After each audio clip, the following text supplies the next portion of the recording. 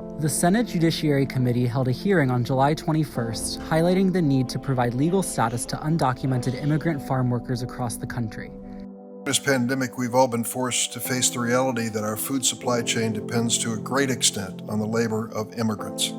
Immigrant workers make up an estimated 40% of dairy workers in Wisconsin.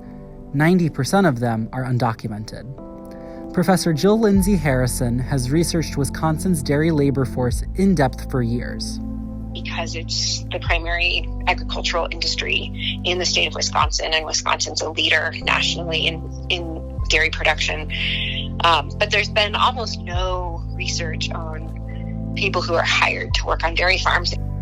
Her research highlights the segregation on Wisconsin dairy farms. Starting in about 2000 is the average date on which dairy farmers in Wisconsin started hiring workers from Latin America.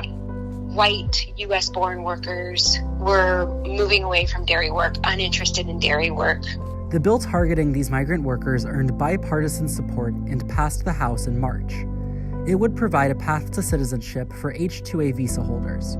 The visa is for temporary agricultural workers. First, the primary focus of any such proposal should be reforming the H-2A program to ensure that farmers and agriculture employers have access to a stable and legal workforce. Formal recognition by the federal government that farm workers, regardless of immigration status, are critical to our nation, critical to the food supply, critical to our economy. We can't live without them. However, Republicans remain concerned about the security on the southern border. In my home state of Texas, on the southern border, we have seen over 500,000 illegal crossings this year. We are on a pace to have over 2 million people cross the border illegally. And this is the direct result of decisions made by Joe Biden and Kamala Harris.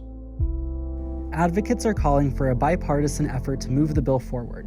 I'm here today simply to advocate on behalf of American agriculture and these workers to plead with the Senate to fix this broken system, to maintain the capacity of this great food and agriculture industry to continue to provide the benefits that we all enjoy in this country. Representative Ron Kind is the only Wisconsin House member to co-sponsor the bill. He says the bill is critical to both farmers and workers. He said, especially as we work to build back from the COVID-19 crisis, stabilizing our workforce is a critical way to provide more certainty for our producers. The bill is now awaiting Senate approval.